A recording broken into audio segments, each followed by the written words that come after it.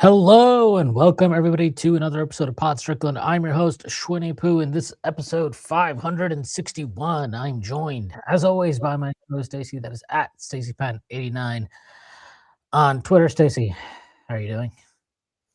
Cold, man. I forgot what East Coast winters are like. It is pretty cold. Yes, it is rather frigid, one might say.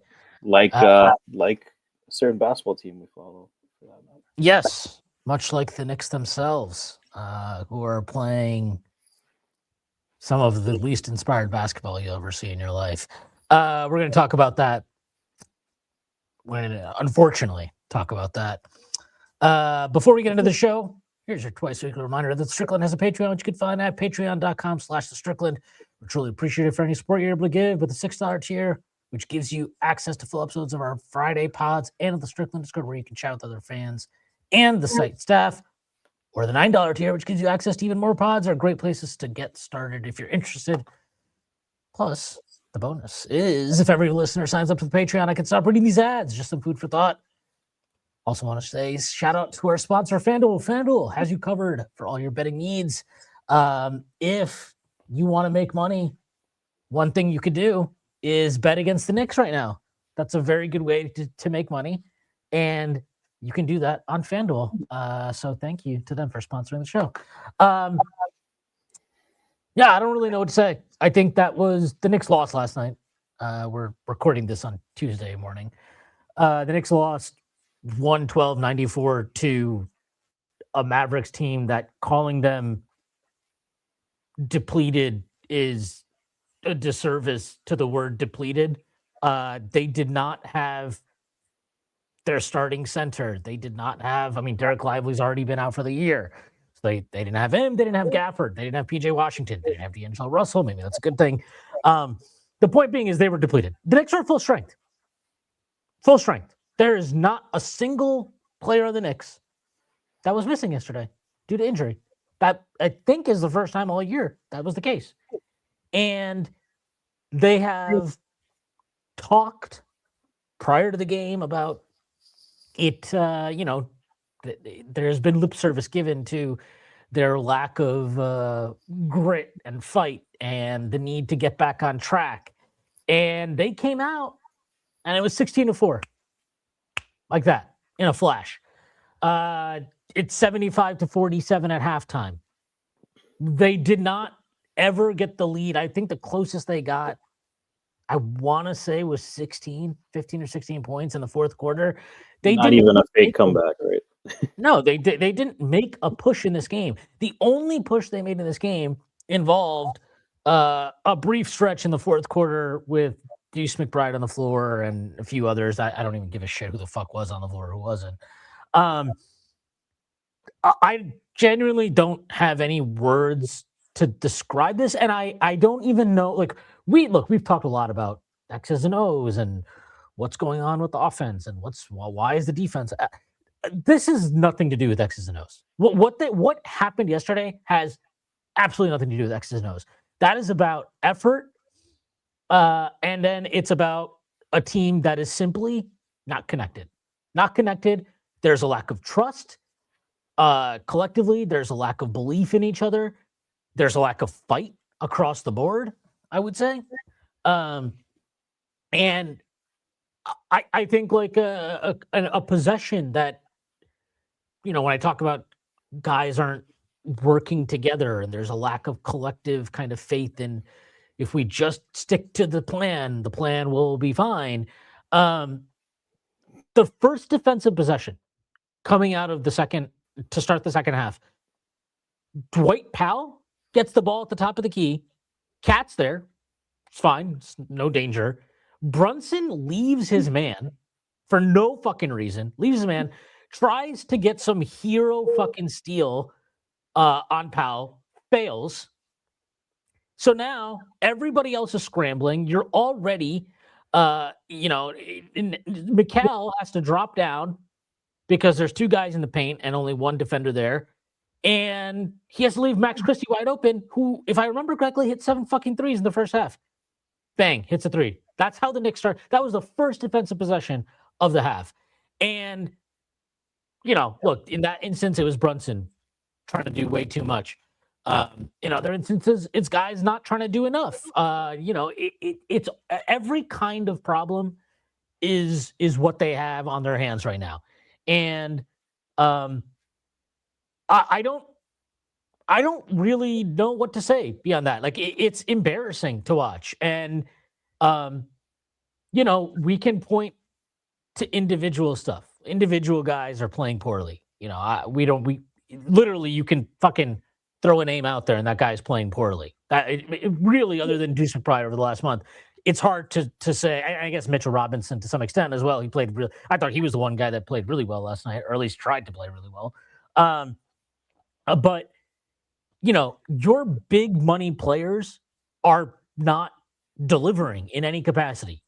They're not living up to the billing individually, and then they are not executing the scheme collectively. Like this was not a game yesterday where you felt, man, they're working together, but they can't hit a shot, and Dallas is making a bunch of bullshit. Because that's not what it was. Dallas was not making a bunch of bullshit, and the Knicks were not playing well or together. There were numerous one-pass possessions, or no-pass possessions for that matter. There was so many times guys decided, I'm going to try and make a play here rather than I'm going to make the play here. And the difference is stuff like OG Anunoby picks up a charge in the third quarter. I think that was with the Knicks down 20. So had a chance really to cut the lead to 17, 18 points. And he gets into the paint. There are three guys in the paint. And Dwight Powell is in a pretty perfect position to ultimately step up and take a charge, which he does. He could easily kick it there. I think it was Deuce that was next to him on the top of the key on the left side. Could have easily made that pass. And I don't know, Deuce, he was 0 for 5 in the first half. I think he was 7 for 3 in the game. Whatever the numbers were. That's not, he's one of your best shooters. That's not. Yeah, he's one of your best shooters. Make the fucking pass. But no, he doesn't make the pass. He charges like a fucking, I don't even know, like a fucking crackhead right at Dwight Powell, picks up a charge. And then this guy has the audacity to look at the ref and point at the restricted area. Like, no, it wasn't. There was nothing there. That was a charge. It was a terrible play. And it's not just him. Karl-Anthony Towns picked up a few absolutely moronic offensive fouls yesterday. Jalen Brunson to start the third quarter. Look, do I understand that you're frustrated and you maybe don't have faith in your teammates at this current point in time and you want to try and make it happen yourself? Sure. How many times are you going to get fucking stripped in a game, man? And forget a game in a fucking quarter. How many times is that going to happen? It was ridiculous to watch these guys play because they weren't playing together. And that's my point is, could guys individually play better? Sure. Yeah. Like, I think it's even amidst all this bullshit, we've seen guys individually play better, right? We've seen OG have some decent games. McCall have a decent game here and there. Cat have a decent game here and there. Like that can all happen. But if you're not playing together and it's not cohesive, this shit doesn't matter. Like, it doesn't matter if one guy's playing poorly and one guy's playing bad, because as a group, as a collective group, they are playing like the worst team in basketball. Like, that's it. Like, they have been basically the worst team in basketball since the second half of their New Year's Eve game against the Spurs. That's reality. They have been one of the worst, if not the worst team in basketball since that very specific point in time. And I could not tell you what flipped. I don't know what happened at halftime of that game. I have no clue. But since that very specific point in time, this has been arguably the worst team in basketball. And they have multiple embarrassing double-digit losses at this point. They lost by double digits to the Mavericks at home. They lost by double digits to the Kings. They lost by double digits to the Warriors. They lost by double digits. Not even double. They got absolutely fucking embarrassed and mollywopped by the Pistons, right? They lost by double digits to the Sixers. They lost by double digits to the Hawks. That's 6 double-digit losses in 20 days, basically. That's 6. That is pathetic. It is pathetic. And again, I have was there some slippage before the New Year's Eve game even? Yeah, after the Cup final, there's some slippage, but you could understand it. And you didn't feel, even at that time, that yes, there's some slippage and they're not playing to the same level, but it wasn't like, oh, these guys aren't competing. They're not trying. It was some slick, the defense was sloppy and they're getting off to slow starts, but they're fighting in games. They're fighting to come back. The offense is still, They're humming. competitive. Yeah, the offense is still humming along. But what you're seeing now is just the bottom is completely dropped off. They don't play together. They don't play hard. They don't try to turn things around in the course of a game. There's not a single guy on the floor that wants to be a leader. Like, I'm sorry, Jalen Brunson cuddling guys together on the bench yesterday. Like, yeah, that's cool, man. Like, that's not enough. I'm sorry. Like, you're the leader of the team. It is on you in that moment, early in that game. You're down 16-4. Right then, you're the leader of the team. It is time for you to step up and challenge guys in your team, and in turn, challenge yourself to raise the fucking level. And he did not do that. He failed to do that. He has failed to do that all year. So, or at least not, I don't want to say all year, but at least in this stretch, even when he's been on the floor, he has failed to do that. That is what leadership is. Leadership has to extend beyond just setting the example and, saying absolutely nothing in post-game press conferences that could be remotely controversial. That's not the full extent of what leadership is. That's not the full extent of what being a captain is. That's not the full extent of what being the franchise player is. The burden is greater, the responsibilities are greater, and he is not living up to it now. And nobody is. And as a result, nobody is. There's zero leadership. There's nobody on this team right now on the playing staff, in terms of the roster, that is holding anybody accountable. They're not holding themselves accountable for the most part, but they're not holding, and thus they can't hold each other accountable. They don't want to hold each other accountable. I have no fucking idea what that's about. And then on top of it, you have a coach who is going through games with, does this guy want to show up, does he have a pulse? Does he want to do anything, lay into guys, take drastic measures? Again, and I know now I'm just rambling and going all over the place, but it is absolutely bananas to me to hire this coach, right? Again, you move on from Tom Thibodeau. I support that decision. I still stand by that decision. I still have no problem with the fact that they moved on from Tom Thibodeau. Good coach. You're never winning a title with him as far as I'm concerned. It's never going to happen. And I think he had taken this team as far as he could. There's no shame in that. He was an excellent coach for the Knicks. And he will go down as probably one of the top 5 coaches in their history, probably 3rd or 4th, depending on how you feel about him. There's no shame in what he achieved here, because what he achieved here was really good. But it was time for a change. I'm fine with that. Part of the reason we were told is, we need to be more creative. We need to be more willing to use the regular season to try different things out. Cool. I'm fine with that. We want to take a collaborative approach. Okay, that's good. One of the reasons cited was Tom Thibodeau's unwillingness to change a starting lineup that was misfiring for months. Yes, I agree. These are good reasons. Why are we back to the same starting lineup? If this was where we were going to end up, then what was the point of firing Tom Thibodeau? Nothing right now. They are right now, this organization, from the front office down to the coaches, down to the players, are an embarrassment. It is an embarrassment what is happening right now. It has been an embarrassment for the past month. It's embarrassing that they are basically doing a worse version. That's being generous to describe what they're doing right now, but they're doing a worse version of basically what they did from January on last year, which was fairly miserable and joyless. And they've taken it to somehow another level of joylessness and misery. It is pathetic. And, you can blame, I think everybody has their own favorite punching bag, be it Karl Anthony Towns, who's been awful, Mikal Bridges, awful, and frankly, one of the most deplorable physical efforts I've ever seen in my life over these past few weeks. OG Anunoby, bad. Brunson, I personally think he's not living up to the billing of what he's supposed to be. Not just, in terms of his play on the court, but his leadership. I don't think he's doing enough. Mike Brown, the front office. You can point fingers everywhere.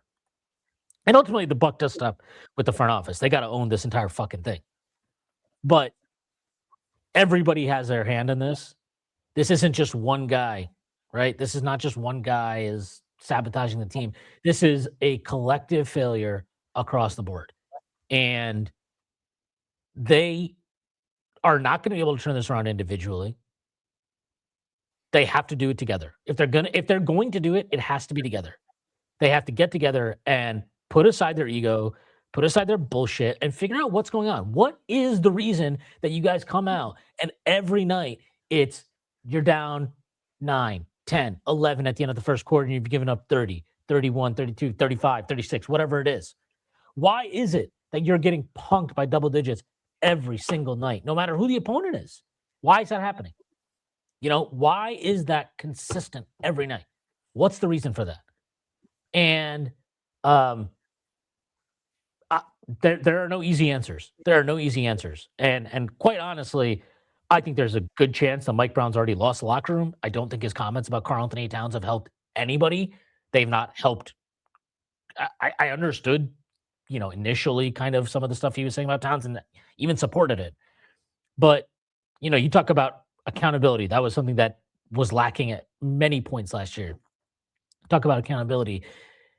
Accountability can't just be for one guy.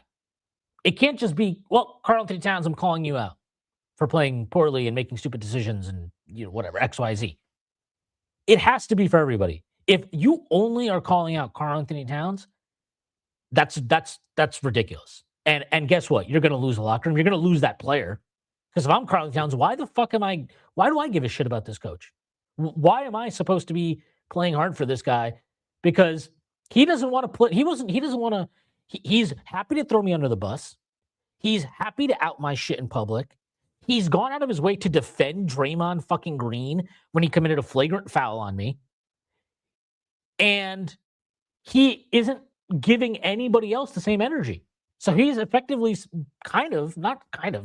is almost pointing the finger at me. Yeah, this is the problem. This is what happened. I mean, he's done it several times.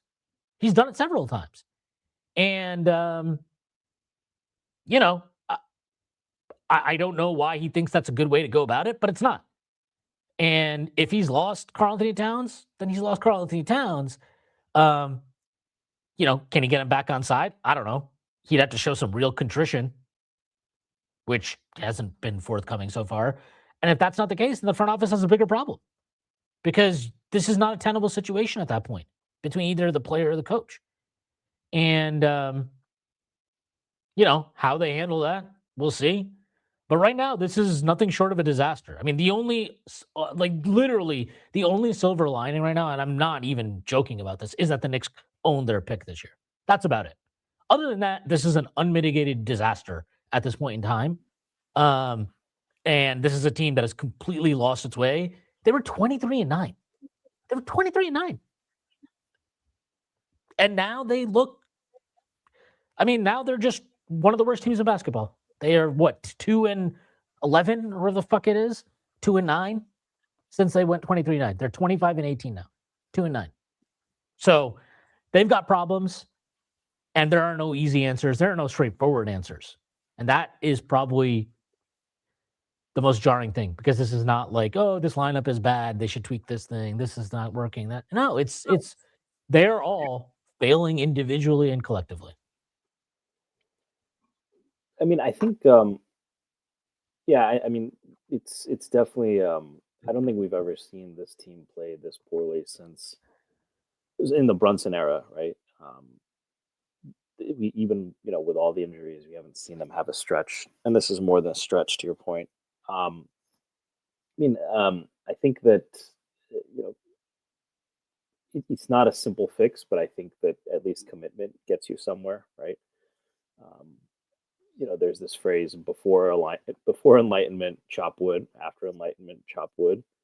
And these kind of idioms or platitudes get used a lot in sports, but I think perhaps I don't know what happened in the halftime of that game. You had buy-in to a lot of the new experimentation stuff, but you also had guys in and out of the lineup. But I think it might be time to simplify a little bit. Just get everyone to get into a position where they're willing to commit. You might lose some more games because of vanilla offense and defense, but just get everyone into a rhythm again. Run some simple sets. I don't know the percentage of organized offense. I think maybe calling more sets, and getting them to execute, and don't worry about the results, but let's start committing to actions as a team. Just to go back to the basics, right? They are at square one right now, so you kind of have to start with that mindset. I think with Cat, I do think there's more going on than just Brown. I don't think it's an injury. He doesn't look hobbled or anything, but he's shooting much worse at the rim. I think Shaq's posted that he's shooting 17% on trail threes. That was a point of emphasis for the team over the season to get him more of those. He shot 40% on them last year. So just I think he's going through a bad slump. It reminds me a little bit of Melo's second season with the Knicks, where just inexplicably this guy would drop 30 in his sleep, was just having all these shitty games, before and after the insanity too, right? So there's a lot going on. Brunson just may not be, frankly, that type of vocal leader. There are other great players who aren't. I don't think it's so much as like Durant comes to mind, not in the sense that I think Brunson is he's exactly the same, but Durant's just never been the guy who's gonna like get in your face and hold guys accountable the same way. And I think Brunson, but I also think I'll add to what you said. I don't think he's been leading by example this year as much either. On defense, it used to be that he would fight for position. There's so many times in the playoffs last year I saw him get switched on to Jaylen Brown or some 6'7" wing, and he'd fight for a steal or force a bad pass. And then obviously there are the offensive fouls. I don't know what the stats are, but he's certainly not taken as many offensive fouls as he used to. And then it's with all the other stuff. He's still obviously physically limited. Um, you know, Struggles to get over screens. So and it seems to be. I don't know what the patient zero was, but it seems to have just been a contagion. Um, it's funny. Mitchell Robinson had like the social media meltdown and actually had one of his best games. Maybe he needs to have more of those. But I think that I think it's. I mean, I can't disagree with much of what you said. I think the silver lining to me is there still are the 3 seed, and obviously the talent is there. And I think if they make a trade, I wonder if it's going to be less about any kind of roster deficiency in terms of an on-court perspective, or maybe they talk to the players and it's like, is there a problem, right? Is there someone who is just not connected to the rest of the team, who is maybe that patient zero, or they might need to make a move. The trade that put the Detroit Pistons over the top in the '80s was they traded Mark Aguirre or Adrian Antley for Mark Aguirre, right? And I think more than just an on-court contribution, that was really about someone who bought in a little bit more, and allowed the team to function more cohesively. And we've seen trades like that, right? And they might need to make one of those that's less about just on the court, but it's tough to point to any one guy. I think Josh Hart has been pretty vocal. Hart has not minced words in terms of talking about lack of commitment, lack of execution. Brunson yesterday, I think it was an interesting quote where you said, they just didn't execute the game plan. I think they asked multiple players about whether they had a problem with the booing. Players said they didn't. So I think the players do care, and obviously, and this is their shot at a title. So this isn't, that's what they came in with the expectations, and they're kind of on the mat right now. I think one thing you didn't mention, but you have, is Mike Brown also has not. Another thing that I do think probably affects him a little bit with,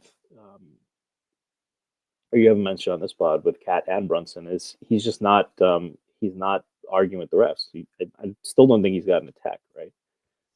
You want somebody who feels like he's there in your corner. And I will say, Cat has spoken highly of Tibbs, and I think he might have been one of the people that was upset about, you know that Brunson's going to be a good soldier, and probably deep down knew that that it was time for a change. He was frustrated with losing, but I think Cat might have been affected by Tibbs getting getting let go to begin with, and maybe that created the tension off the bat with Brown. You don't know, right? But vibes aren't good. I think as long as this roster stays the same, they need to get back to, I think, more organized offense, not complex sets, but just making sure that you get the ball, get into your sets early. The things they were doing early in the year, it wasn't necessarily that they're running the most complex shit, but they were getting into it early. They were running it with force and commitment. And defense, you're never going to be a great team, but just kind of doing your job, right? I think that's it is honestly some Thibodeau type stuff, right? Doing your job, simplifying people's roles. If you're going to switch, commit to the switch, right? But making sure that everyone knows what everyone else is doing. The first time someone makes a mistake, that is contagious, right? Because you see somebody else doesn't know their job, then you anticipate they're not going to know their job, and you try to compensate, and then it just cascades down, and then that frustrates everyone. So I think simplifying things a little bit, taking a step back to go 2 steps forward. I think we still, obviously, that won't get you to the championship. Certainly won't help you win a championship. But for the short term, I think just to get everybody back on the same page and then slowly build that up in the playoffs, that would be the tack I would take right now. Yeah, I mean, I again, I don't even know what to say, because it just feels like you're back exactly where you were last year.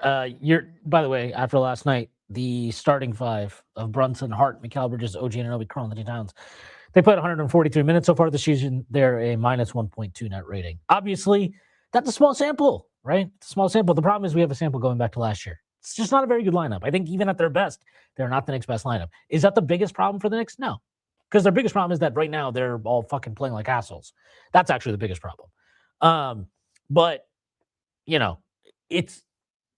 there is no one problem, right? Like, when things collapse to this degree, it's not one thing. It's everything. It's the total, it's the totality of it. And, it's worth noting, you mentioned the Knicks are still a 3 seed. They are now officially not the favorite to come out of the East, according to FanDuel. FanDuel has them at plus 360. The Pistons are now the favorite at plus 350. Boston right behind them at plus 380. Yeah, I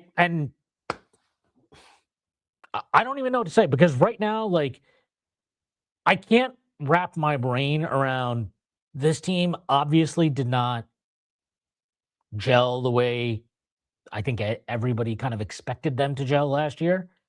And we had obvious instances throughout last season where it felt like there was a big disconnect between players and the coaching staff. And on top of that, right, we had all the stuff with Tibbs where he just kept running the starting lineup into the ground, even into the playoffs, and they'd get off to terrible starts throughout every game, right? The Pistons series, the Celtics series, whatever. That starting lineup was just now. When terrible. you still run it in the ground, let's be clear, you're not talking about injury risk. You're talking about just no. I'm talking about just how bad it was. To start games, to start halves, and this persisted into the playoffs, obviously, until game 2 of the Eastern Conference Finals. Then you change it, whatever. The point being is, okay, like, so, I think people get mad about this, and I think it's something, I understand it, but I also think you have to understand this is complex stuff. Like, I don't think the players threw Thibodeau under the bus. Like, they played pretty hard last year, and they made it to an Eastern Conference Finals, and that's like, it's very hard. It's hard to call that season a failure, even if it was not fun and it wasn't enjoyable at various points. And it feels like if you ran back that, especially that Celtic series, if you simulated that 100 times, the Knicks only win the one time that they won, which was last year. It's hard to feel that way. And I get why, like, so I understand why, if you're the players and you go through the season and like whatever, sometimes it just doesn't click, right? Between a group of players and the coach. Okay, fine. So you get the coaching change that you wanted. They bring in a coach. It's Mike Brown, right? Doesn't really matter who it was, but in this instance, it's Mike Brown.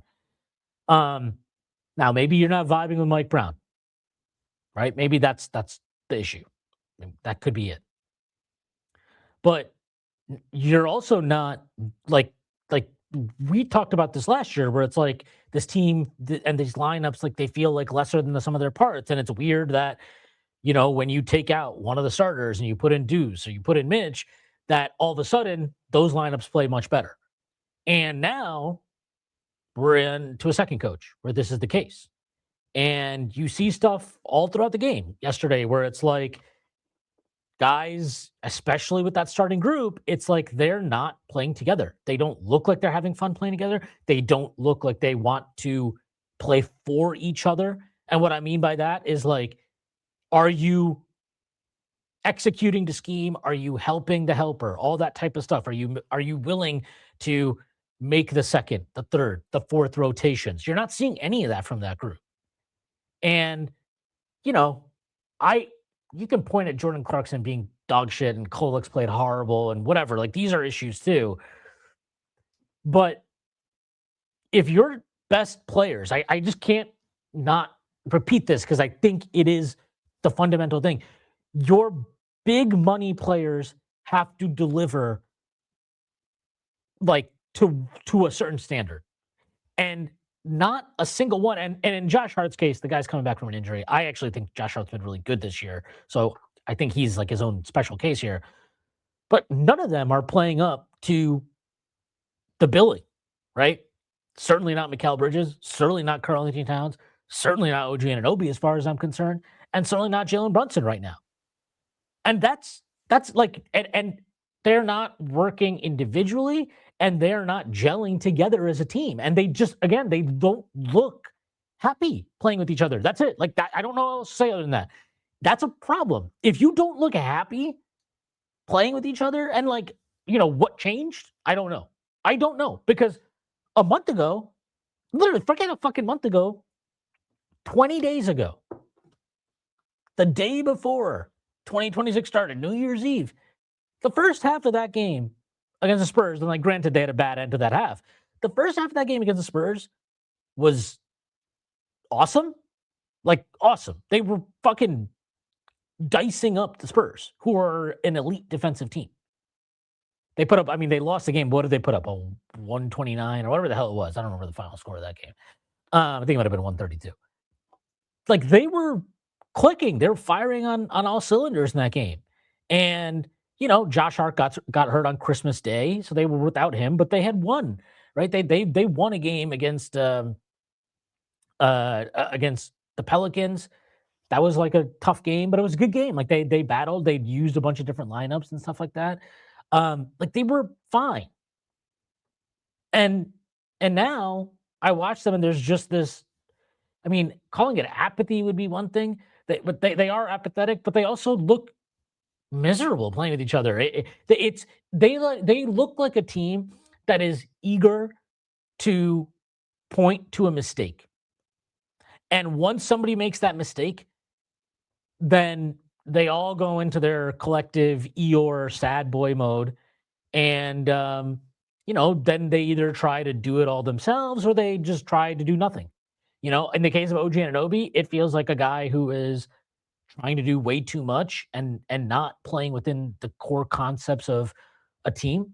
And then, Jalen Brunson, similar stuff yesterday. Karl-Anthony Towns, like, on top of the fact that he's shooting like I think Shaq's tweeted this out today, but he's shooting 19% on trailer threes. That's a shot that he hit last year at 40%. He's shooting, he's got averaging 1.01 points per possession on putbacks this year. That was at 1.3 points per possession last year. So on top of the fact that he's just missing shots, that's impacting his decision-making.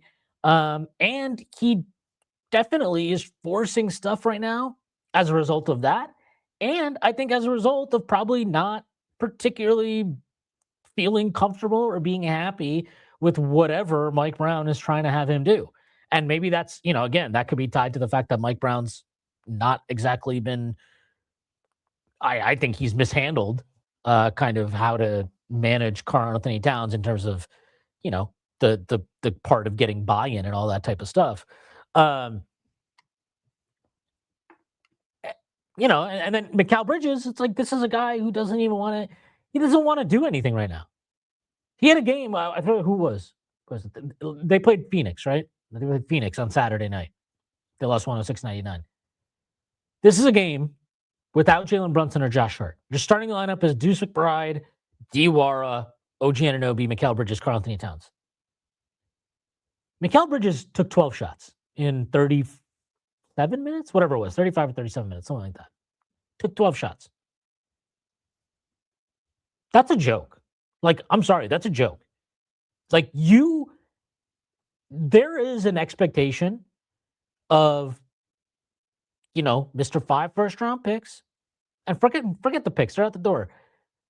A guy that you extended at a nice number for $150. So not, the biggest contract in the league, but it's not enough. It's a real contract. It's a real contract. This is a guy who we know was not happy with his role at times last year offensively, where he was standing in the corner, right? Corner boy Mikal.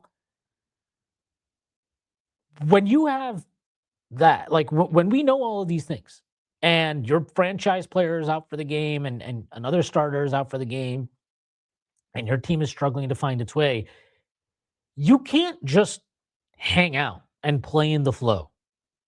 And, playing in the flow would be one thing. That's bullshit. He's not even doing that. This guy is playing like a fucking coward, okay? He refuses to take any contact in the paint. He won't fight over a fucking screen. He's become so risk averse, so averse to contact offensively that everything is him deferring. There were multiple times in the game against the Warriors, right? They played the Warriors last week.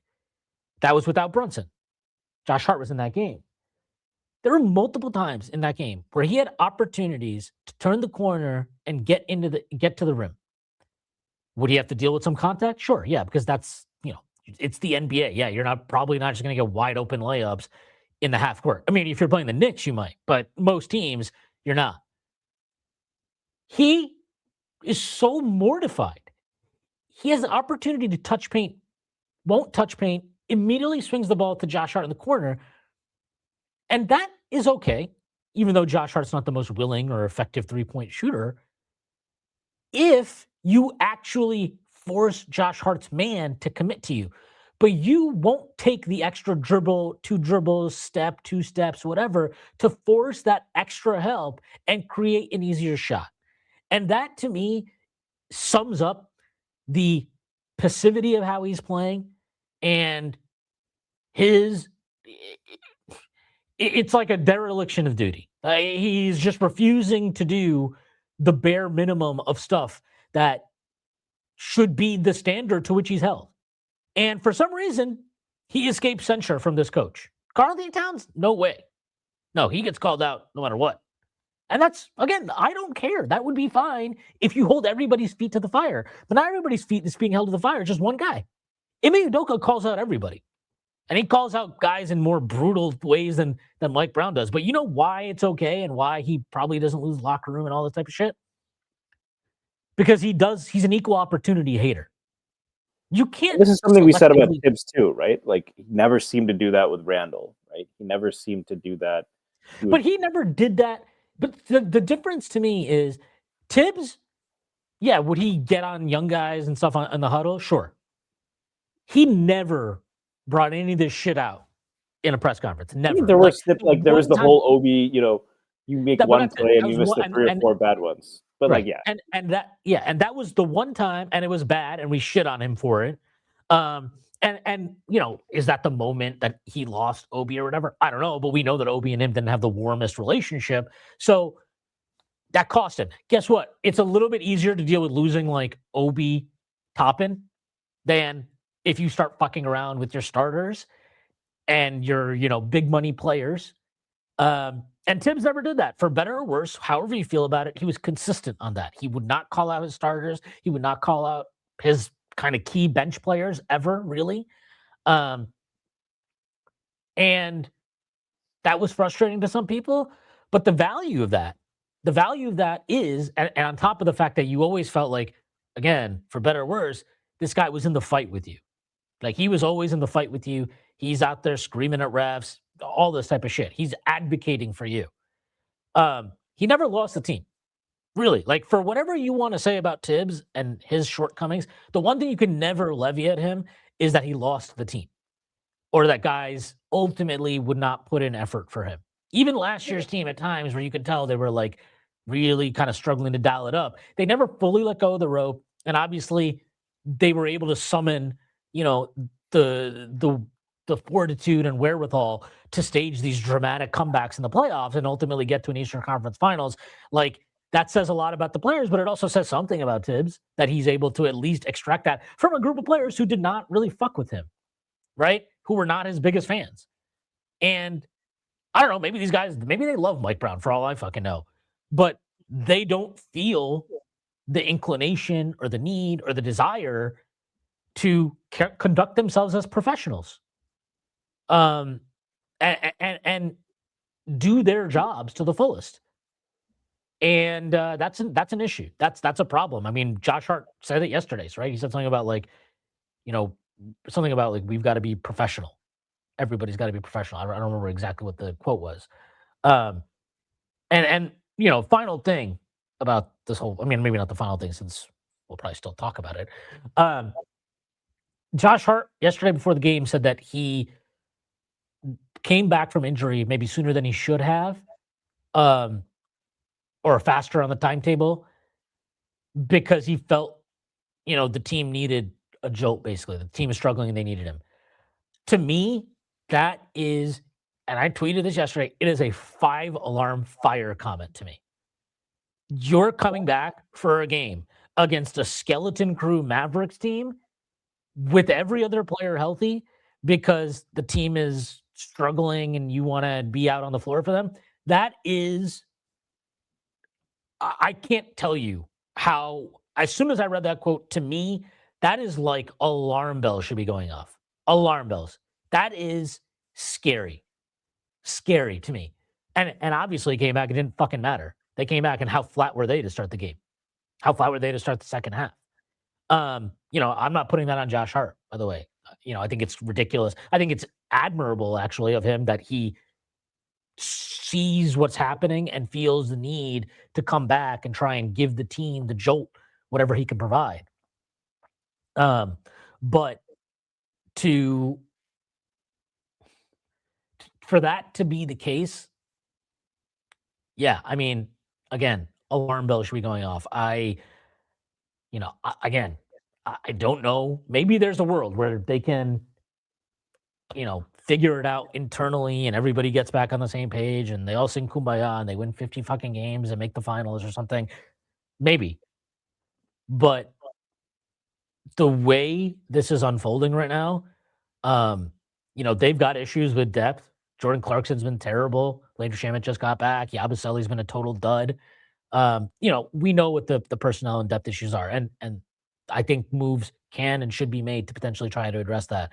But you're no longer at a point where I don't know that that's acceptable. That's probably the best way I can put it. I don't know that that's acceptable because I don't know that keeping the core group, the main pieces together here and keeping Mike Brown in place, that they have the wherewithal to turn this around. And, you know, seasons are long, but every game is one less you have to turn things around. We are now 43 games into the season. We're past the halfway point. It is precarious. They have 3 weeks into the trade deadline. You know, that's where they are. You know, previously, and I've talked about this a lot, I've advocated patience with this group. I've advocated that they need to do, that they should, they should be focused on the margins and that the margin moves might be enough to get them over the top. And I feel that when this group is playing to their actual talent level and playing together and playing cohesively, that is true. I saw enough early in the season that I believe in the ceiling of the team could lead to a title. I believe that. But they are so far away from that right now. They are not the same team anymore. They're not the same group. They look, completely listless and devoid of concern or care. They're so far away from that group. And, when it gets that bad, you have to consider shaking things up in a big way. And that's the reality.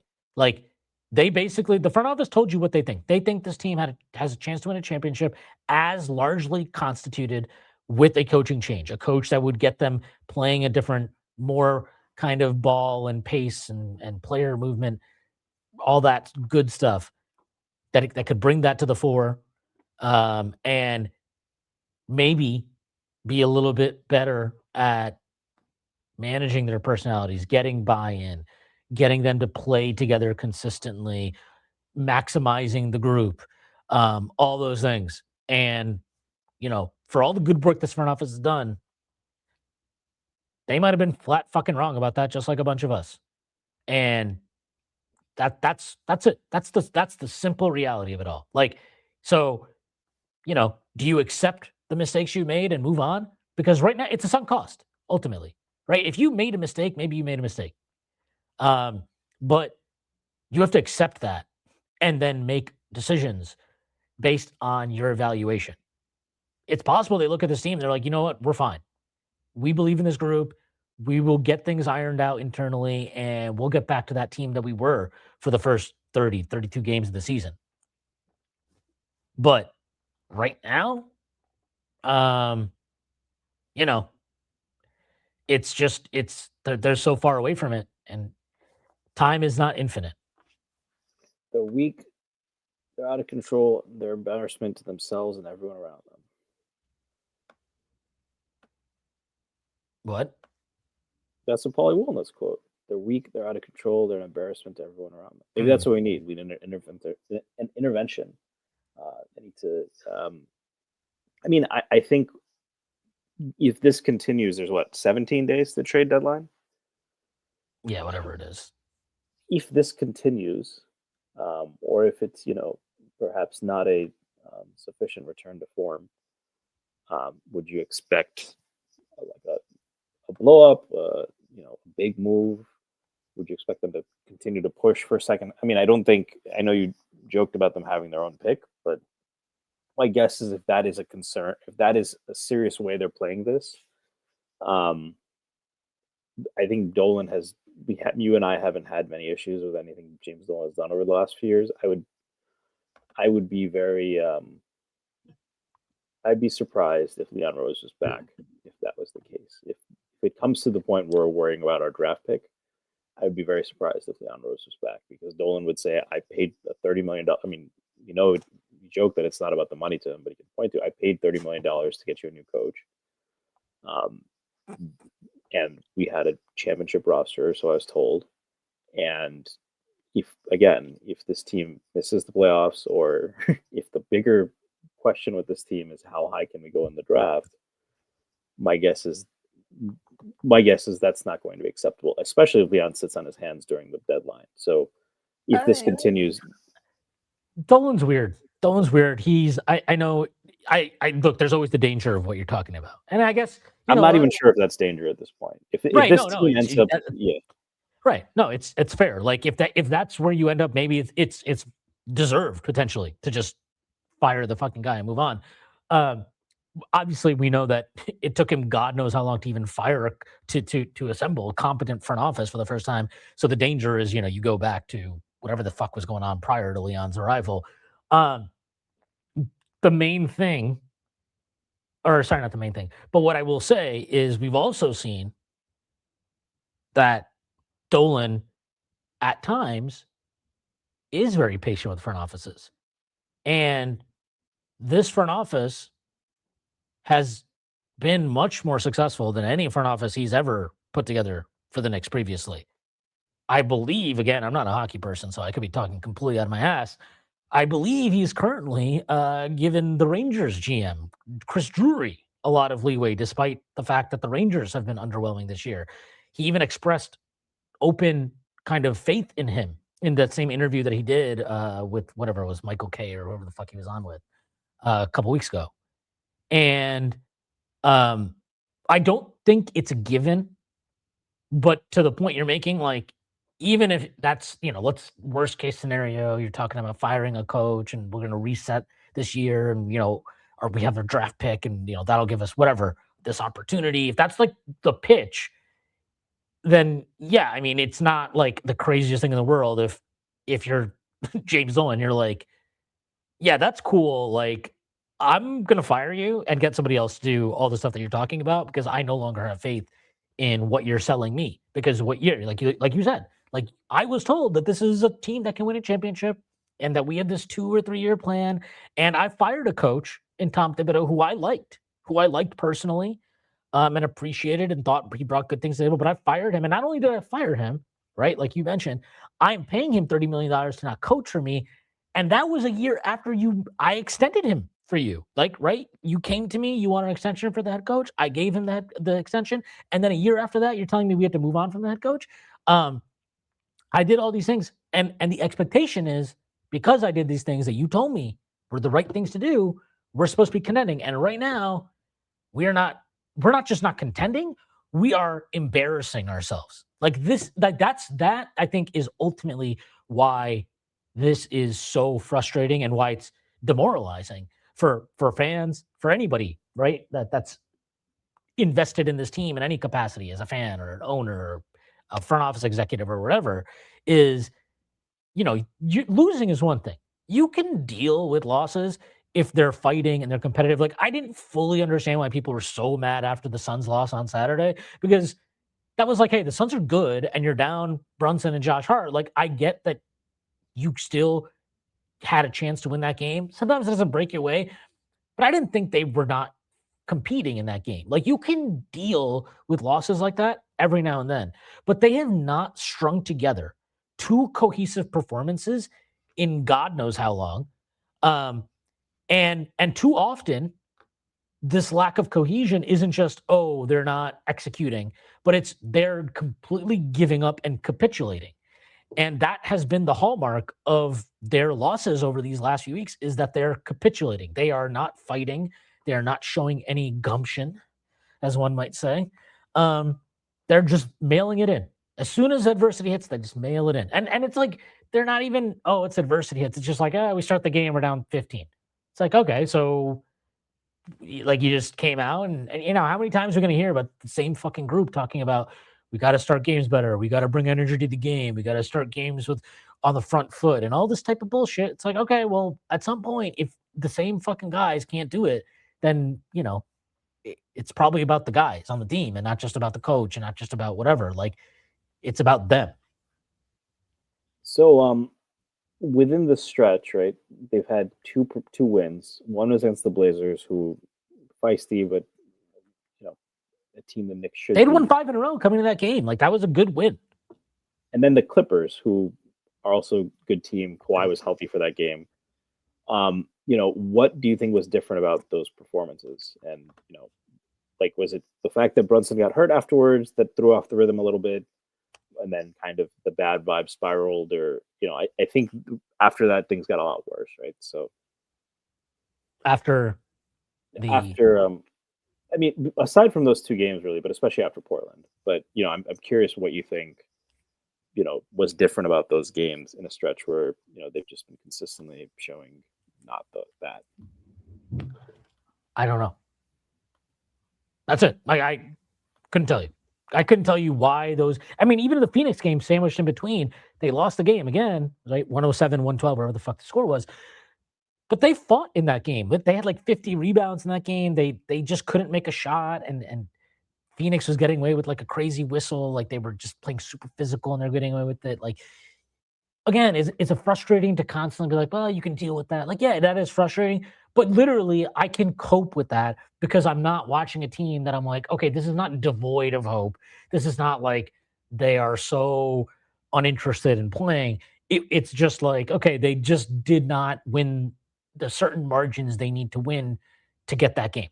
And you can accept that if the effort is there, if the fight is there. I don't know what changed after the Portland game. Those 3 games, again, Clippers, Phoenix, Portland. You could look. I thought really, I genuinely believe. I thought those 3 games. I was like, okay, like this is they're working their way back. It wasn't smooth sailing. They weren't great. They weren't perfect. Obviously, right? They only went 2-1. It's not like they weren't exactly blowing each team out. But it was okay. This is like the process of getting back to basics, right? Okay, the basics being what? Effort, communication, at least the attempts to execute to plan, understanding the game plan, rotating off of and to the correct shooters and all that type of stuff. Like you were seeing that, and I could accept that. I could accept that. And I felt good. I felt okay. I felt fine. But I don't know why that changed after that. Right? I don't know. Brunson got hurt obviously in the Kings game early on, but even before he got hurt, they were just not competing very hard. And look, you can look at that game and be like, well, you just missed shots. It's kind of interesting to me that when a team falls apart the way the Knicks are falling apart currently, it's so often there is, the shooting percentages are down and guys aren't making threes and whatnot. And it's easy to look at that and be like, well, they're just not hitting shots. But there's more to it than that. Energy is real. Positive energy is real. It's hard to have watched that Kings game and felt that this was a team that was playing with positive energy and positive vibes. When vibes are good and energy is good, it's amazing how often shots start going in. But the vibes and stuff like that has fallen off for a while. And all of a sudden, Mikal Bridges can't hit a 3. OG Anunoby hasn't been able to hit a 3 for a month. Karl-Anthony Towns is making stupid decision after stupid decision on offense. It's amazing how all of this stuff ties together. So I don't know what happened. I don't know. To answer your question, I wish I could give you an answer. I wish I could even give you a hypothesis. But I'm flabbergasted. Truly, I am flabbergasted because I don't know how you can play that Blazers game, and I don't want to call it an inspired performance, but like it was that was a solid win. It's a solid win. It was a professional performance, the way Josh Hart would phrase it, right? So, right, it was a professional, solid performance. You had to play for 48 minutes to get that win. You did play for 48 minutes and got that win, and that was good. That was good. That's what you need in the regular season, right? Not every night you're gonna have championship effort, but you just need to hit a baseline and do the basics, and they did the basics, so you can accept that. Why they've completely been unable to do the basics, then I don't know.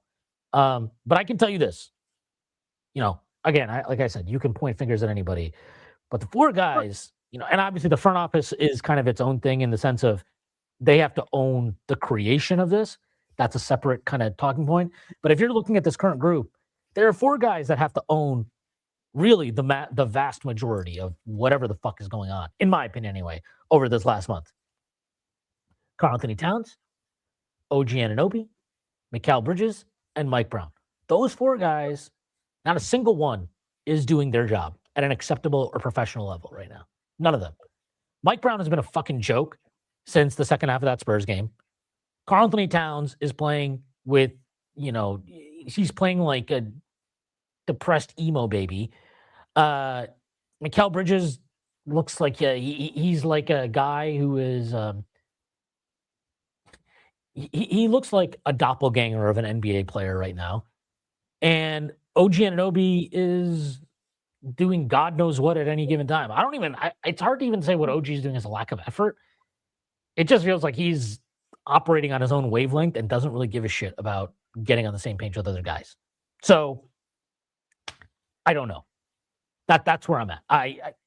I wish I could give you an answer, or I wish I could point to something. But those 4 guys to me are the root cause of whatever's gone on over the last 3 weeks here. Yeah, I mean, I think the frustration with Cat, you can see it. I mean, I think it's every single time he goes to the paint. He's he's just. I think he's not getting calls. We've talked about that, but But now he's forcing it. Like yesterday, he was just like running but into also, Dwight Powell and like kneeing him in the balls, and it's like, dude, you're not going to and get that then call. complaining for minutes at a time. How is that not a foul? How is that not a foul? I think we're thinking about the exact same play where I was like, bro, it can't be every single play. At some point, adapt, right? Or you know, talk to the ref. We see players who, they get a chance at the free, when someone's shooting a free throw, they'll go politely talk to the ref, right? Like, I'm not saying it's like a ref has to be objective in theory. In practice, we know there's players that they're going to they have it in for. You have to adapt to that. Now, to your point, Brown has not helped that situation. He's not getting on the refs on Cat's behalf. I think it stands out, like to bring up Tibbs, right? Like Tibbs did go to bat for Brunson when Brunson was getting fouled, which it may not have affected anything with the refs, but it probably focused Brunson a little bit more and prevented him from from getting frustrated by that. He's like somebody sees, right? Um, I think I think those games gives me some hope that this. I think that I'm not at the point where I think the bottom is completely fallen out. I think this team will realistically they have too much talent. I think to fall below like 40 games or something. I think they'll finish top four still. But I do think that where the real concerns end up coming is this a team that has the mental focus and wherewithal that has been their strength really throughout this time to lock in for 4 straight series, to lock in for forget 4 straight series, to lock in for every night of a 7-game series, and not just have performances on the regular where somebody's just not bought in or they're lackadaisical. That is the bigger concern to me. Um, I did want to shift gears a bit, unless there was something else. Oh, sorry, I did. So if you see them not really make much progress or consistent progress, I think that's the theme here, right? Can they be consistent? Can they string together 5, 6, 7, 8 strong performances again? If that doesn't happen, do you see like a starter getting traded or something like that? I mean, I think everything should be on the table. It should be, right? But I mean, that's why I brought up Rose's job security, because if one would infer that, yeah, like given that we fired the coach, given that this was supposed to be a championship roster, and at that point, if they continue to do this, then you're looking at a 500 team, maybe a team that's a play-in team, maybe. I don't even know. I know they're still the 3 seed, and I mean, frankly, there aren't a whole lot of. I mean, they're now just a half game ahead of the Raptors, and they're literally 1 game ahead of the Magic, and 1 game ahead of the Cavs. And that would put them in the play-in. So they're a game ahead of the play-in right now. So that is a real concern. If that was to happen, I don't think that unless they made a run from that, I think Rose would be very much in trouble, especially if he did nothing at the deadline. So that's why I asked, like, do you think that's likely if this just doesn't turn around before the deadline? Or even if That it they make a marginally big turns trade. around, but it's inconsistent. Sorry, that they make like no, not They just make, not like, oh, we traded even Mitch, or I'm talking about like an OG trade or a Cat trade or a Bridges trade. I mean, yeah. Like I don't. I know there's been some reporting today that they're not going to make a trade, but there was reporting last night from Popper that they have talked about trades, involving Karl Anthony Towns potentially. I think CP over on Knicks Fan TV has also insinuated last night that they've had conversations with other teams about Karl Anthony Towns. Um,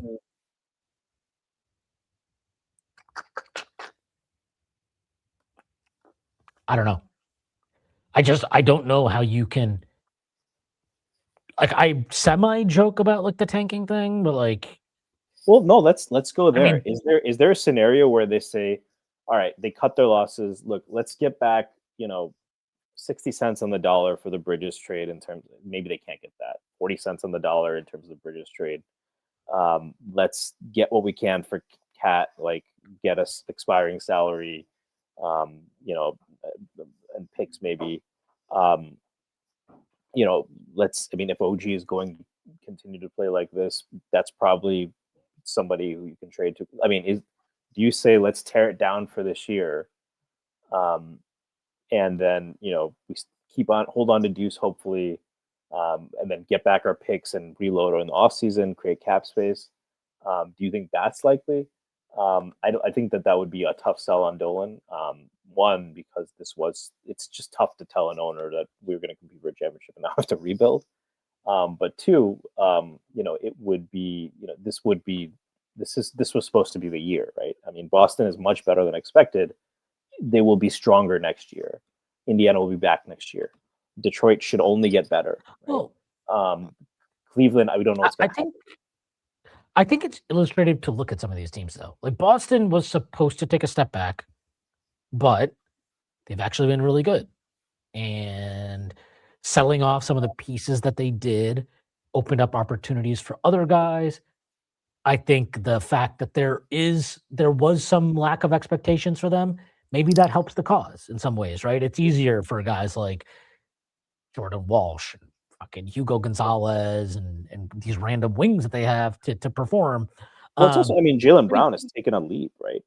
Yeah, I mean, I don't look think at a we can team. bet on that from Cat, right? So look at a team like Phoenix. Phoenix look. Let's put the cards on the table. They were pretty much largely considered, if not the dumbest organization in the league, one of the three dumbest organizations in the league.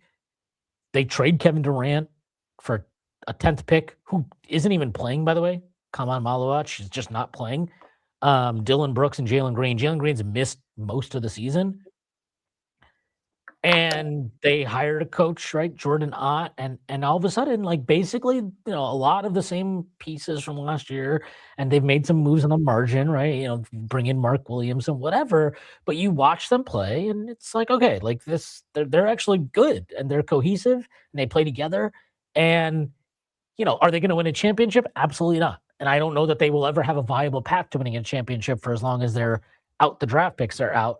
But sometimes you just need to get back on track, and you know, and sometimes that means that you're gonna lose talent in the trade. Like nobody would look at that Durant trade and be like, "Oh yeah, the Suns got more talent back," right? Like obviously not. But sometimes it's not just about talent. Like I think the Knicks are really talented. Are they talented together? Are they able to hit the ceiling of what these talents should be on the court together? Are they getting the best out of Brunson? Are they getting the best out of Karl Towns, best out of Bridges, best out of OG Anunoby? No. And now then the other question is, okay, well, can they bring in somebody that makes that all work together, be it a player or a coach? I don't know. Maybe Mike Brown isn't the coach, maybe Tibbs wasn't the coach, but maybe there is a coach out there that could do it. Maybe starting Deuce McBride would do it. You know, maybe starting Mitch would do it. Who knows? Like, let's just say, you know, maybe you can acquire a player that does it. But you also have to consider the possibility that there is no coach, there is no player that's going to make these four guys. And I do think it's very specifically those four guys. Like, it's easy to point at Josh Hart and be like, well, you know, Josh Hart was the problem with this lineup or whatever. And you know, we're guilty of that. A lot of people are guilty of that, you know, myself included, of like, oh yeah, if they just replace Josh Hart, the starting lineup could be great. Well, I mean, we have. I don't know that that's true. We've seen that Deuce has. I don't know that that's true. We've seen, but even Deuce the lineup with Deuce is not. It's not. They're not world beaters with Deuce in the lineup, like in place of Josh Hart. The point being, though, is ultimately just that,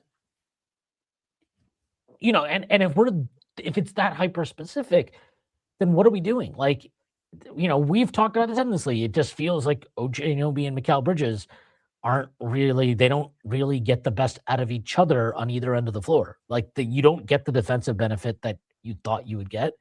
And offensively, it feels like they're often in each other's way. And, you know, these are the questions the front office needs to be asking themselves, because they ran it all last year. Okay, The takeaway was we need a new voice. I think that was a reasonable takeaway. I think that is the right takeaway. That they needed a new voice for reasons beyond just maximizing this group of players.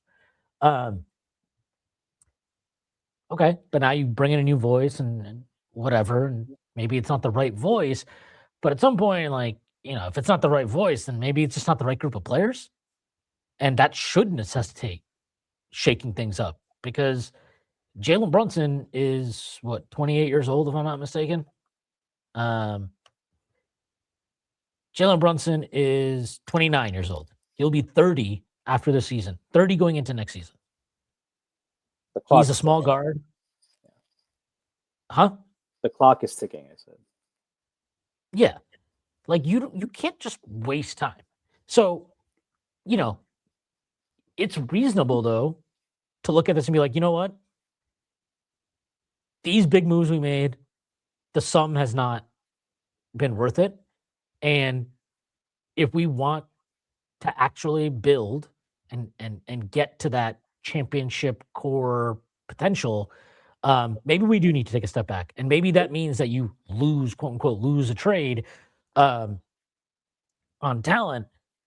But maybe the pieces you get back or the piece you get back helps the remainder of what you have left. Maybe it elevates the group. Maybe it gets more out of the remaining talent and you hit a higher ceiling like that. Like maybe, it could be like you said. I mean, maybe it's we sold off pieces, we tank, we got a good pick, whatever. Maybe that too. I mean, I think that's a little less realistic in all honesty. But like, it's. I think they got to consider that possibility. That this group and on paper it made sense, but it's not coming together. It's not gelling the way it's supposed to, and you gotta accept that as a sunk cost and maybe move on. Yeah, I mean, to your point, they've played 91 minutes with the McBride plus traditional starters. They're 1.08 net rating, so better than with Hart, but that's not statistically significant. If you do that same lineup but just OG out, which you can infer it's either Mitch or Hart that in 140 minutes that has a 13.25 rating. I can't find what that looks like with Mikal out, but if Wingstop together doesn't give you the best lineup, there are multiple guys who you need to stagger now, right? Yeah, so with Mikal, they've played 22 minutes with that lineup with Mikal Bridges out, so that's not a significant sample, but 13.69 net rating. It could be that, okay, so how many guys are you just have talent, to your point, that just don't really amplify each other, right? We blame Tibbs for not getting the sum to be greater than the parts, and I think there were schematic issues. Look, with that, regardless of the roster, right? The process we'd seen for several years, he's just not going to adapt, even if you make the right fixes. But I don't know if it's taking a step back or it's just a guy who fits a little bit better, right? Or it could be, because in theory, this is the way the roster construction works. I've made the comparison to the Bulls, the shot that they took a few years ago before they had a lot of injuries, where they said, we're going to put Levine, DeRozan, and Vooch on the floor together, all bad defenders. We're going to trust that we have two elite defenders in Lonzo and Caruso. We're going to make up for that. And that worked for about half a season, and injuries were as responsible for, why they eventually fell apart as anything else. I think in theory, that's what the Knicks are doing, right? Like, yeah, Brunson and Cat together are both defensive liabilities and you need them on the floor in closing time. We're going to surround them with three other great defenders, right? That could be Deuce. This year, Josh Hart has not been a great defender, but he's been pretty fucking good. One of the better defenders on the Knicks. I would argue better than certainly over the last month, or, when he's been healthy, he's been playing better than that end of Bridges. So I did think had an awesome start to the year. I mean, even the net ratings, it's tough to buy too much into right now just because of how poorly everyone is playing, how representative that in terms of fit. But we know Deuce fits, and we know that he should probably start. We also know that Deuce, Hart, and Brunson together play really well. That leaves one of the Wingstop guys in kind of a, you really got to show your value. And of course, to be fair, against a team like Boston, we saw what having both of those guys on the floor together when you're switching a lot does. But my point is, like, in theory, 3 guys who just buy in, I'm the defensive guys, Brunson and Cat are going to take on the scoring. In theory, that should work. In practice, there are going to be frustrations. We saw it with Bridges last year, seeing with OG now. I don't know what's going on with Cat, but, if you're constantly covering for Brunson, that's going to cause some resentment, right? If you're constantly covering for Cat, that's going to cause resentment. It's tough to, so maybe a guy with the rep of like, I just, because we've seen it from Toronto, right? There were whispers, there were chatter, and it hasn't come up too much in his time here because it's been so good. But before he got paid, especially in Toronto, a big part of the frustration was he thought he deserved more on-ball initiation reps. And you're seeing that come out a little bit right now. So, OG has the game of an elite role player, but I'm not sure he sees himself completely that way. And that's an issue if that's really something you need him to buy into even more on a team where offense is not, self-created offense is not the issue. Off-ball offense and particularly off-ball defense and selfless off-ball defense and knowing you're going to cover for someone is a liability. Those are the things that matter. So in practice, it's tougher to get that kind of buy-in, and you might need to either shape the roster in such a way that you get it, or, that might be it. A guy like Dylan Brooks probably has an easier time buying into that than, and can get it. And frankly, a guy like Dylan Brooks, I don't think the Suns are going to trade him. I don't think they should. But a guy like Dylan Brooks maybe gets into Brunson's face sometime and gets him to like be more of a leader, but also pick up his game and pick up the defense. So I could see them going a bunch of different ways. But right now, I think, to your point, all options are on the table. I did want to move on a little bit. I know the wounds are still pretty fresh. But I think one thing I was thinking about, it's very interesting, I think I'd love to hear your perspective. But I think there's a lot of parallels between the Buffalo Bills since like the 90s and the Knicks, really. By the way, I totally think the Bills got absolutely screwed. I think if you gave a lot of Broncos fans truth serum, they would say that I don't know how that was an interception. But, you look at the 90s, the Bills were a perennial contender, made 4 straight Super Bowls.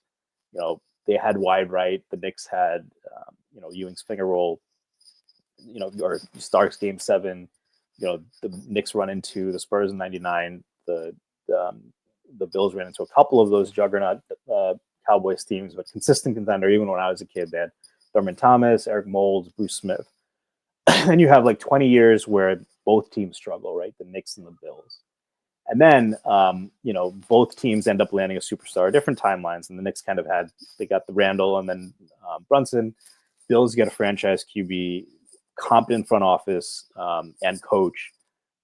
They're spinning off coaches to other jobs.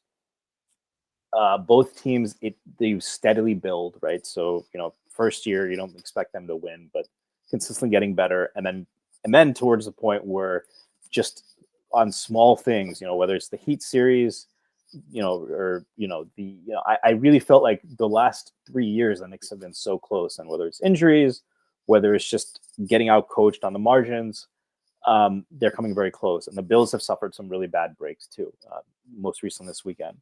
So I'd be interested, and I'll leave it pretty open-ended, but how are those experiences kind of parallel to you, both as a fan and, how you're evaluating the trajectories? I don't know. I mean, the Knicks thing is weird. I think they could have won the championship in 2023-24. It's possible. We only got to see a month of that team after the OG trade, before Randall gets hurt. We don't need to go through everything that happened. We all know what it was.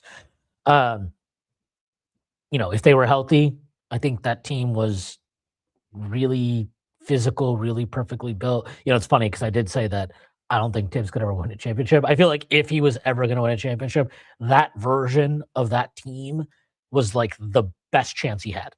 And so that will always just kind of annoy me that there was never an opportunity to ever see that team again, because as we know, Hartenstein leaves in free agency the next year. So immediately everything changes. And last year, did the Knicks have a chance to win a championship? I don't think they would have beat Oklahoma know. City, but I think with better coaching, I think they get there.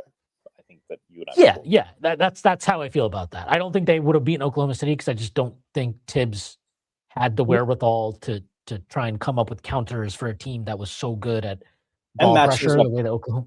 And even this Yeah, year, that we'd say they're the worst matchup for even for the best version of this team, right? So yeah, potentially. So the point is, like, I can reconcile, I think, with that a lot easier. Um, but with the Bills, it's the numbers are kind of like crazy. If you just, I mean, this is from a piece earlier this morning that Ben Solak wrote on ESPN. And like the, they're the fourth team in the Super Bowl era to string together 6 consecutive seasons with a playoff win. The other 3 teams are the 90s Cowboys, the 2010 Patriots, the 2010s Patriots, and the 2020s Chiefs. Those teams won 3 Super Bowls apiece. The Bills have never played, or at least this version of the Bills has not even played in a Super Bowl. And yet I would pretty easily say they've been a contender this entire time. They've like definitely been a Super Bowl caliber team most of these years. And they've lost in various ways. Like, I think it's been easy. It's like easier for me to reconcile losing the 13 seconds game because you lost it. Like, your coaching, your players, your talent ultimately did not get it done over the course of 60 minutes in overtime. That's just reality. And every loss is ultimately the case of your talent didn't get it done. But these last 2 years, it felt like, and that's honestly how I felt about every loss they've had to the Chiefs, other than last year. Like I've never, prior to last season, I don't think I've ever come away from the Bills losing in the playoffs, and my main takeaway is like, man, they got hosed. That fucking sucks. But the last years, I feel like they've gotten hosed. I thought they got hosed against Kansas City last year. I think they got hosed against the Broncos this year. Now, did they play perfect games in either scenario? No, and definitely not this year. Allen probably that's the playoff loss that I think he has to own in a like I don't ever I've never felt in the past that the playoff losses have been on him.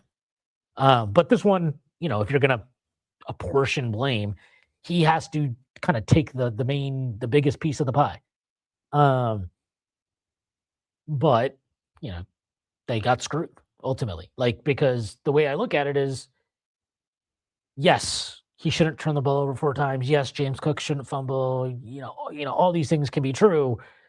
And yet, if all those things happen, but then you're in a position to win the game anyway, but that gets taken from you because of a bad officiating decision, well, that's just kind of unacceptable to me, and that sucks to deal with. But like, I don't know. I think the Bills have been closer, and I think, like, look, let's put the cards on the table here.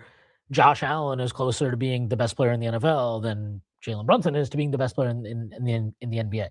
That's just a fact. Not to mention that a quarterback is probably more influential than a player of Brunson's caliber in the NBA. Or Not less that Brunson's replaceable, obviously right? bad. Less Right. replaceable. I mean, it's not that it's not that Brunson's bad, obviously. It's just he's like, maybe if he's Giannis or if he's Jokic or whatever, like, then that becomes an interesting conversation, but that's not what he is. And so to feel that way about a player on your team and then to not ever even get the opportunity to play for a championship is very frustrating. What I will say is, like, I think the reasons they've come up short, I think it's easy to just point at, like, Allen, or whatever, and I don't think it's that simple, but I think there's, like, multiple things at play. Like, I don't think McDermott has coached well enough. Like, his side of the ball has been That's the another worst parallel I was side going of to the point ball. out, because it seemed Yeah, like both it's teams, when they kept hitting the wall, fired the coach, right? So who had been there a long yeah, time. but I think the difference is whether you agree or disagree with the decision. Um, McDermott was in Buffalo for 9 years. 9 years is a long time. He has coached Josh Allen for 8 years. He has been in the playoffs for 7 years. They have, again, won a postseason game in 6 of these seasons. They have been the betting favorite to come out of the AFC in multiple of those seasons. They went into the 2022 game against the Chiefs, the 13 seconds game, with one of the top, I think they had the best offense by DVOA or whatever it was. What was top 3 anyway. They also had a top 2 DVOA defense in that game, and they gave up 42 points, 36 in regulation. Like that, like they're, it's, and I will also say, like, I think McDermott's done his best work these last couple of years. They've had a lot of injuries on the defensive and on the defensive side of the ball. They've had to, you lose talent over years, and it's hard to replenish it when you're drafting at the end of the first round constantly. And he's had to kind of make things work with lesser talent, and he's done that admirably. He's been more creative schematically. Like, again, you just think it's really hard not to be impressed with how much they were kind of diversified their scheme, especially this season. But at the end of the day, you didn't get it done. And it's not like he got 2 years and that was it. They've been in the mix for 6 years, really. That's like, how long they've been able to say, yep, like you could reasonably look at them and be like, this is a contender. Tom Thibodeau, similar arc, right? Brings the moribund franchise back from the grave and is central to that. Gets a lot out of his team, high floor, whatever. But you could really at most, you're talking about he got 2 chances with a team that had a chance maybe to win a championship. And the first one was like, even if they win the Pacer series, could they have done any? Brunson broke his hand in game 7. You know what I mean? Like, they had God knows how many injuries. Like, they were not going to win a championship. I don't even know how to put that on him. Even if you want to say that they should have won that series, they weren't going to win a championship. So you could argue he only had 1 shot. And, I don't agree with this, but I do think it's fair if you were like in support of keeping Tom Thibodeau to look at how things are unfolding right now and be like, see, like he should have got another opportunity. I think it's fair to argue that. I wouldn't, but if you held that belief that he should have gotten another chance, it's fair to point out what we're seeing and say that I was right. I don't feel that way about McDermott. And I say that as somebody who, I think McDermott, I feel better about McDermott, what McDermott achieved as a coach than Tom Thibodeau. I think he did more. I think he was more creative. I think he truly expanded his horizons. I think he evolved with the league in a way that Tibbs didn't. And yet, I think, if you keep losing and you can say it's different things each time, and this time it was the refs, and that time it was this thing, and this team was injured and whatever. Yeah, but at the end of the day, you had many chances, and your defense has consistently not been good enough. I know people will point to, well, they haven't had maybe the top end talent, and I think that's might be true. But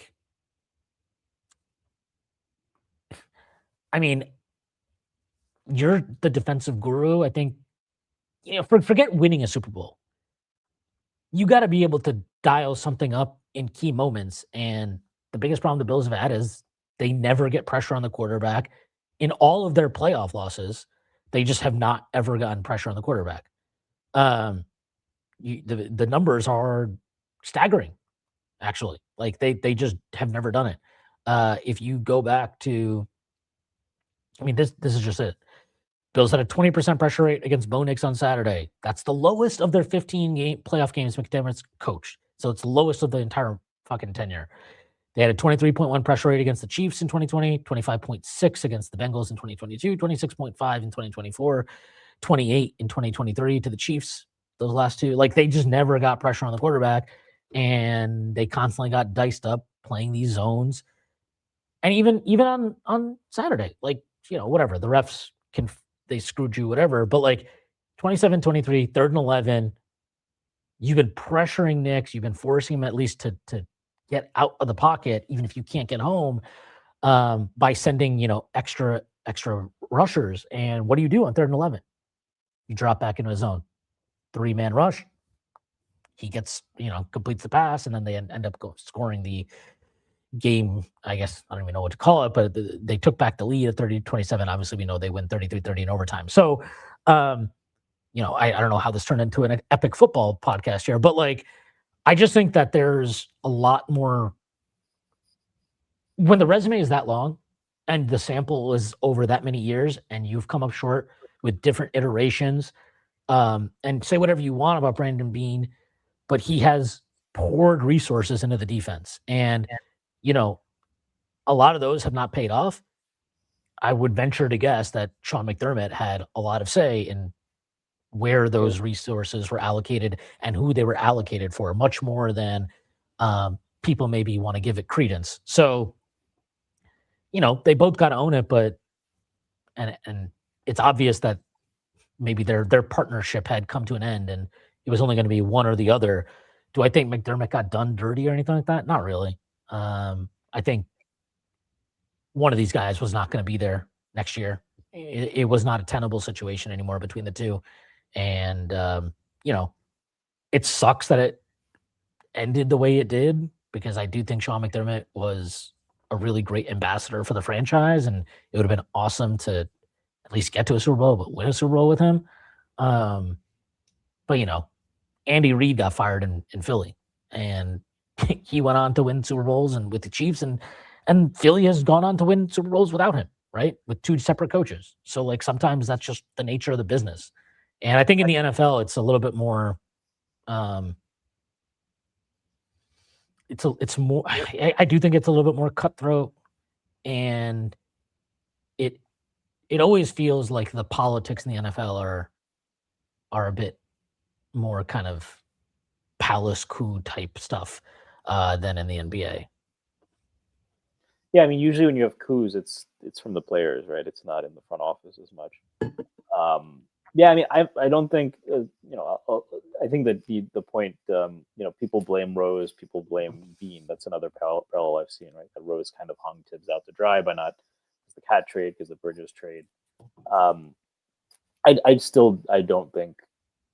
I think that if you think Brown is a failure, I just don't think you can get to the conclusion. I just don't get how somebody can watch this team over the last few years and feel like they're going to like they can win a championship. Like that's a guy who can win 4 straight series.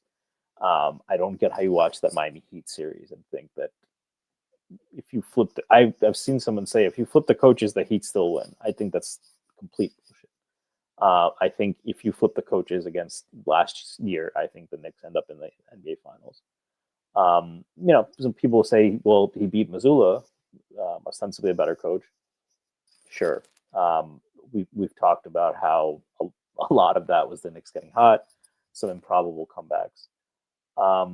So I would reject that argument from people who say, well, I guess we shouldn't have fired Tibbs. It's like, well, what's your goal? If their goal is to say, I'm just happy being competent, fine. But I don't think even if you say, well, as long as you put yourself in position, you can win some playoff series and get there.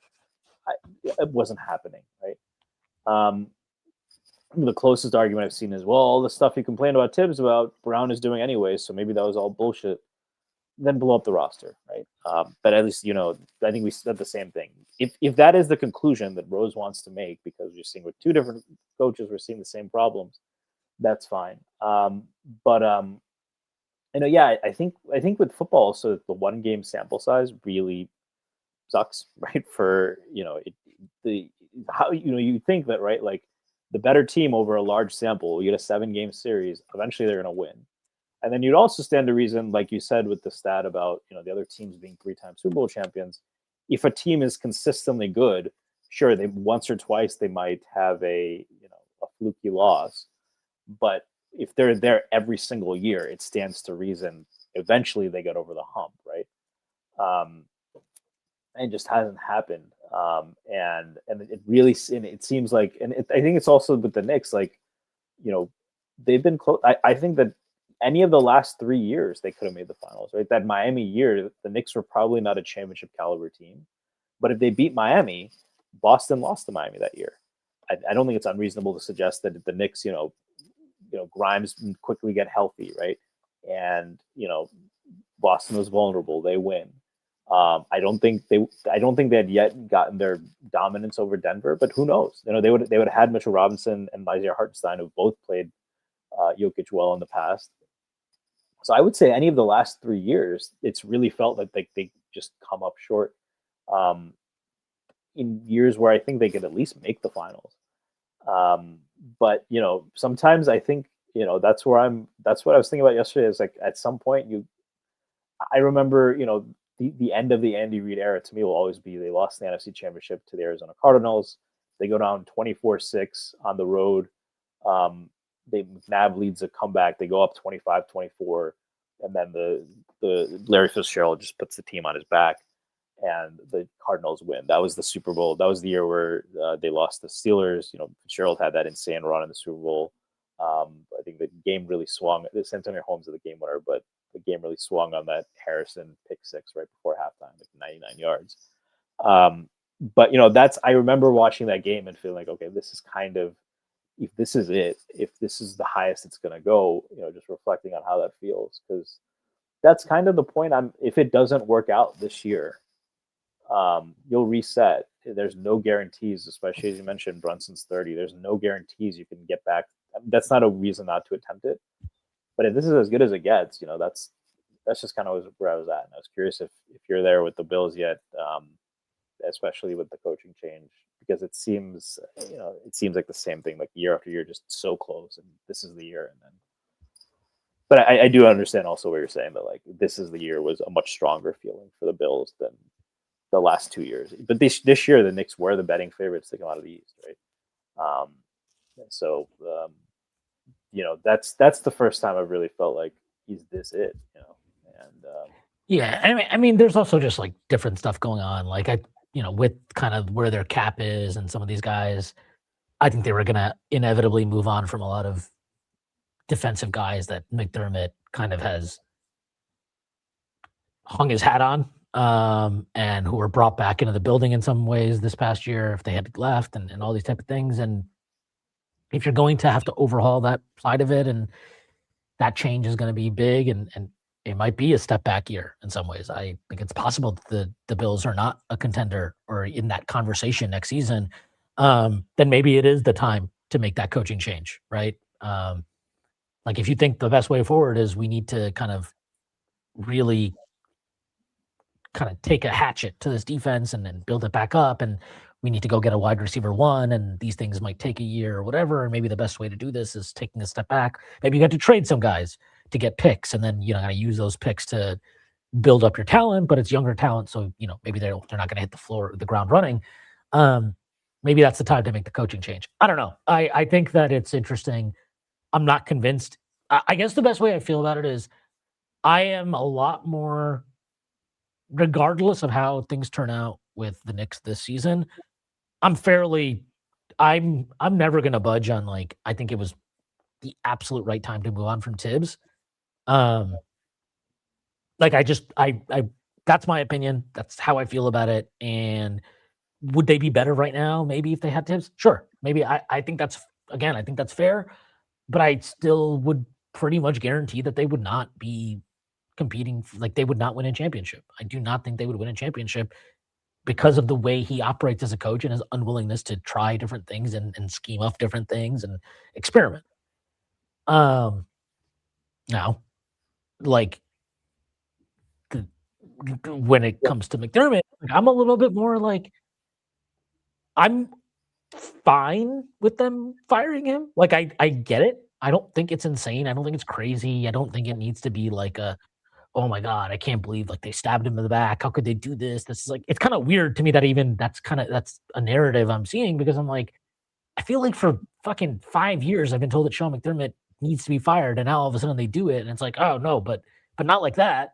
And it's like, okay, well, that's odd. But I think there's a world where it works out, but I think it's a world where it doesn't.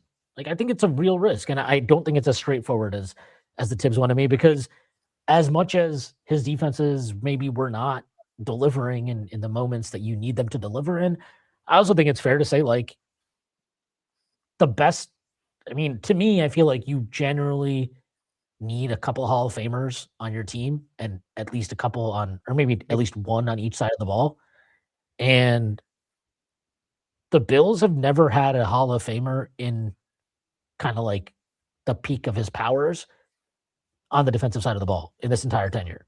And, whatever you want to talk about X's and O's and these things and that things, if you don't have that elite top end talent, that difference making talent, especially on the defensive line, I think it's really hard to kind of have a high end playoff defense, right? I mean, say whatever you want about the Texans lost, but you can watch that team and, like, man, if they got even reasonable quarterback play, you're like, all right, that team is probably win the fucking Super Bowl because Will Anderson is that level of defensive end. And they're a bit of an outlier though. Like their whole defense is just like they don't do anything. They're like Don Brown in the NFL. Like they're just man up and no fancy shit. I think they have the lowest sim pressure rate or whatever. They don't pressure at all. It's all like 4-man rush stuff. And they don't like even mix coverages that much either. But my point is, like, you look at teams that have won Super Bowls in the recent past, right? The Chiefs have Chris Jones. He's a Hall of Famer. The Eagles have, they have that defense was loaded, but a guy like Jalen Carter, who, if he ever keeps his head on straight, is like absolutely a Hall of Fame type talent. The Rams, Aaron Donald, arguably, probably the second or third best defensive player of all time.